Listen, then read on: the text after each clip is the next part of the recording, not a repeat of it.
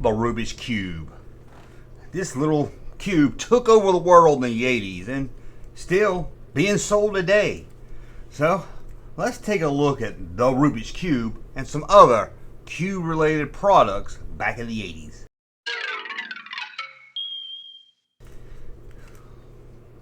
I'll tell you one thing I could do with this is turn it into a checkerboard. Used to impress the ladies, I tell you that. Look at that. Ooh, that's the best I could do with it. I could get one side on it. I could always get just one side. And that was pretty cool. Now, we had a girl named Rebecca that took hers all apart and put it together and thought she impressed the whole school. But anyone that grew up in the 80s knows about the Rubik's Cube. I mean, this is a symbol of the 80s. Whenever you see anyone talk about the 80s or graphics of the 80s, you usually see a Rubik's Cube in there somewhere. And it's also became a kind of icon for people smart. If you're doing a television show or a movie or whatever, and you want to portray someone that's highly intelligent, mostly it means they wasn't intelligent, but they just got intelligent, like they took some serum or something and got really smart, they'll usually portray that with a guy with a Rubik's Cube in his hand, or a girl. And throughout the 80s, the Rubik's Cube was huge, especially in the early 80s. Of course, it was made by a guy named Rubik's, but not going to give you a whole backstory of that guy. And in the U.S., it was sold by Ideal Toys, who we knew from the 70s as the awesome, fun, Evel Knievel stunt cycle, among other things. But this thing was a huge fad. I once saw someone do it with their feet, solved it with their feet. That's incredible. And that's where I saw it at a television show called That's Incredible. And about once a year, they would do a competition. They would have 3 or 4 guests on it who could solve it in record time. And our 9th Rubik's master comes from the Bronx. He's 15 years old, Jeffrey Versano. All right, Mort, would you start the timer? 5, 4, 3, 2, 1, go.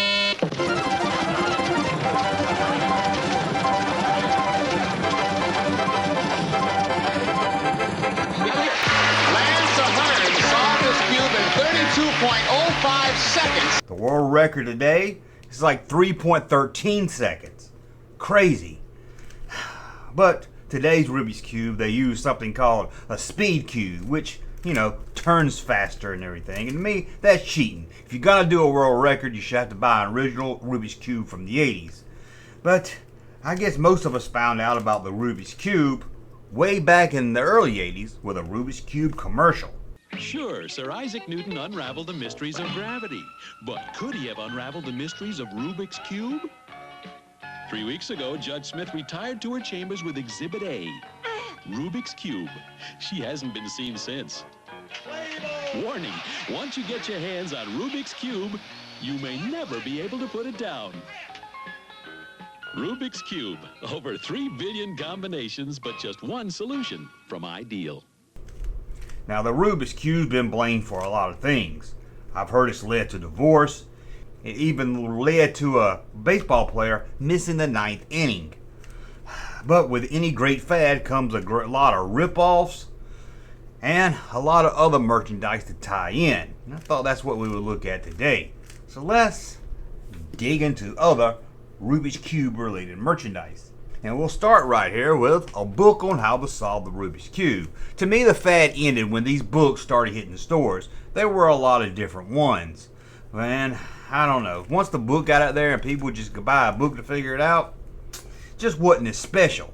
I mean, there was one kid that solved it without a book. His dad wanted to put it behind glass. I was at a beach club, and I immediately called home, and my mother said, "Don't touch it." She wants to enclose it in a glass case and put it on a shelf. But it was too late. This kid already messed it up. And this wasn't the only book. Rubik's or Ideal had an official book, and there was all kinds of books on how to do it. As you can see here, here's another book that shows you how to do it. Of course, the nerdy kid with the Pete Rose haircut and the glasses, he's the one that's be able to solve it. And then you have, look at this, croquet pillows. Yeah, a Rubik's Cube pillar to lay your head on and say nighty night. That's one sexy lady. And a Rubik's Cube keychain. That's right, shrinking down into a keychain. probably feel bad in your pocket if you put your keys in it, but it was kind of cool because it would actually work. You could actually play with it. And then you have the Rubik's Cube cartoon. Remember that? They turned this thing into a cartoon. Guess he was some kind of space hero now. Had a face and legs on it. That's not crazy. I just don't know what is. And then they had this cube. Angie, and I don't know what it is, but it's all one color. It was the cube for dummies. You could get it. You couldn't mess it up. You could solve it. It was always red. So that's pretty clever. And then you had a Rubik's Cube poster. This thing here looks like this type of poster to give you a headache. Looks like those posters you were staring in the 90s to see some kind of 3D image. Win, Lord, while I see the sailboat. Okay, let's move on. How about this right here? Yep, an official certificate from Ideal that says you're a Rubik's Cube master. How you actually got this, I don't know. I don't know if you had to send me a proof or whatever. You probably just slip them some money and they'll send it to you. That's probably all it was to it. And of course you had the Rubik's Cube official fan club where you could get other items such as a Rubik's Cube shirt and a Rubik's Cube tie. See, right here. Now that's a fancy tie. That's a tie for a fancy businessman because it's not all flashy. It's not all Rubik's Cube color. It just has it down at the bottom, you know. It's not overdoing itself. And then of course you had a Rubik's Cube. This is a Rubik's Cube notebook. It smells like bubble gum. I don't know. I don't know why it smells like bubble gum. I don't know about that. And then you had a Rubik's Cube pencil that had 3 cubes at the top. So you could play Rubik's Cube while you were at school. And a Rubik's Cube button with a cartoon hand just holding that Rubik's Cube in solved form. And you have Rubik's Cube Garbage Pail Kid. Yep, the garbage pail. And that's the keychain. Yep, there he is, a Rubik's Cube head. And of course you had a Rubik's Cube patch. You had to have a Rubik's Cube patch. I mean, this was the early 80s. And how about this? A Rubik's Cube game. They tried to turn this into a game, kind of like a board game. It's not really a board game. They had little pegs on it. I don't know, but they turned it into a game. And then McDonald's got into it with a ripoff. Yep, McDonald's got into it with this, a McDonald's Cube. And check this out.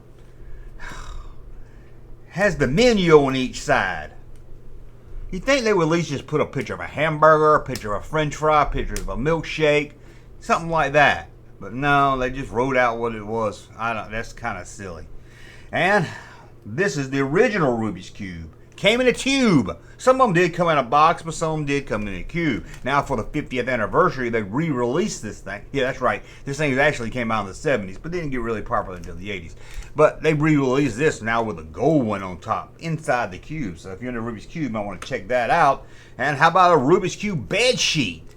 Now they said this was vintage. I can't believe it or not. It was kind of hard to find vintage items because you search Rubik's Cube, it's just going to bring up the cubes. So it was hard for you to find stuff, but they said that this was vintage.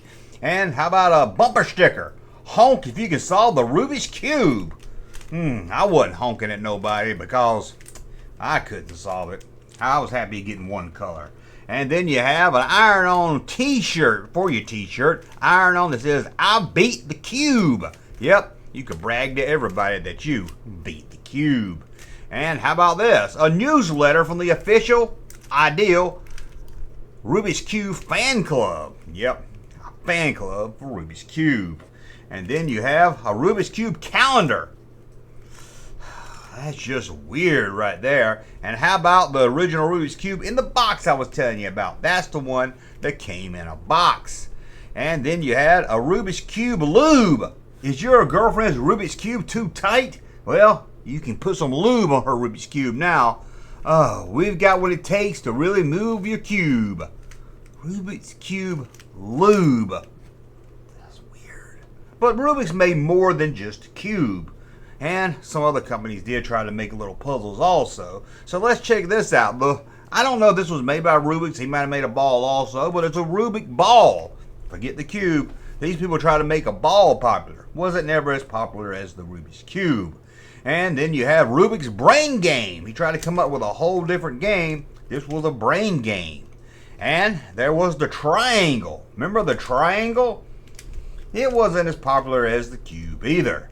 And then you have, the Pentagon. I don't even know what you call this thing. but it looks like it hurt your hands even trying to move it.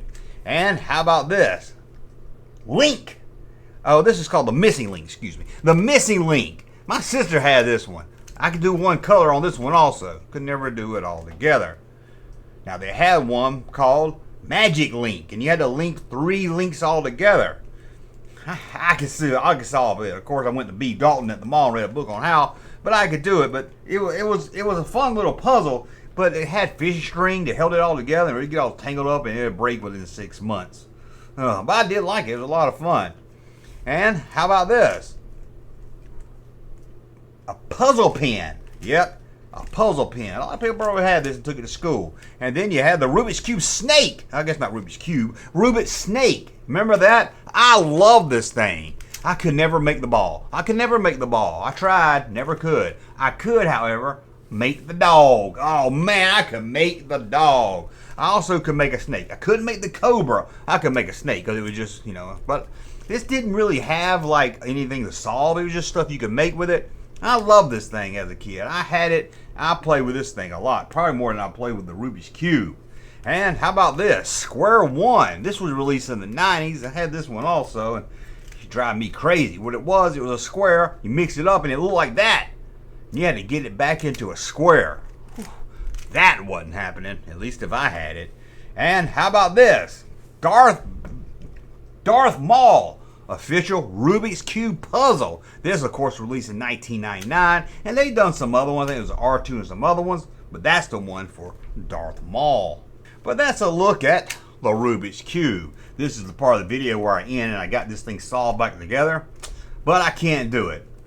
Like I said, all I could ever do was one color, and believe it or not, that was actually something to brag about then. I mean, it wouldn't have got me on That's Incredible. I wouldn't have been a guest on Real People or anything. But for me, in my small community, getting one color, that was kind of, as the kids would say back then, kind of boss. But if you grew up in the 80s, you had a Rubik's Cube. You did, or someone in your family did. It was huge. It was huge. Now, the fad didn't stay around long, of course, and it was gone before you knew it. But like I said, they're still kind of popular today. I mean, you can walk into any Walmart right now and still buy a Rubik's Cube. So I guess it never really did go away, but I don't know. It just really sums up the 80s. There's my one color. See? Only one color. I still got it. I can do the skills. One color. I still got it. Eat your heart out, Becca. Hey, Junkman channel popping though. Thank you, sir, for that unsolicited testimony.